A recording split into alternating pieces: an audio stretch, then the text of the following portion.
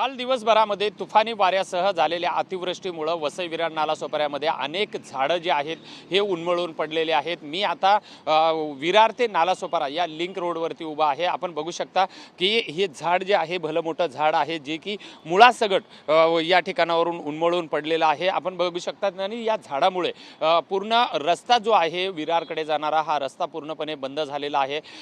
कारण काल दिवसभरामध्ये सगळीकडे पाणीच पाणी झालेलं होतं। पूर्ण रस्ते हे जलमय झालेले होते। त्यामुळे वसई विरार महापालिकेची यंत्रणा सुद्धा या ठिकाणी काम करू शकत नव्हती। एवढी मोठ्या प्रमाणामध्ये जी आहे ही अतिवृष्टी झालेली होती।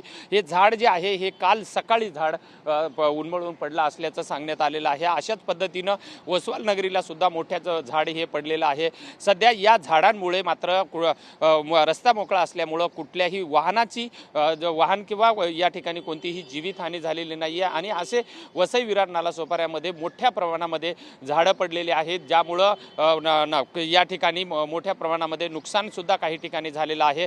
मात्र हे जे झाड आहे या झाडामुळे कोणतंही जीवितहानी किंवा आर्थिक नुकसान झालेलं नाही आहे। वसवाल नगरीला सुद्धा झाड रस्त्यावरती पडलेलं आहे। वसईमध्ये विरार वेस्टला असे झाडं जे आहेत हे या ठिकाणी पडलेले आहेत आणि त्यामुळे अनेक रस्ते जे आहेत हे बंद झालेले आहेत। कारण काल दिवसभरामध्ये पडलेला जे तुफानी वारा आणि त्यासोबतच मुसळधार पाऊस असल्यामुळं अतिवृष्टीने नागरिकांचे मोठ्या प्रमाणामध्ये हाल केलेले होते। व्हिडिओ जर्नलिस्ट कृष्णासह विजय गायकवाड, TV9 मराठी, नालासोपारा।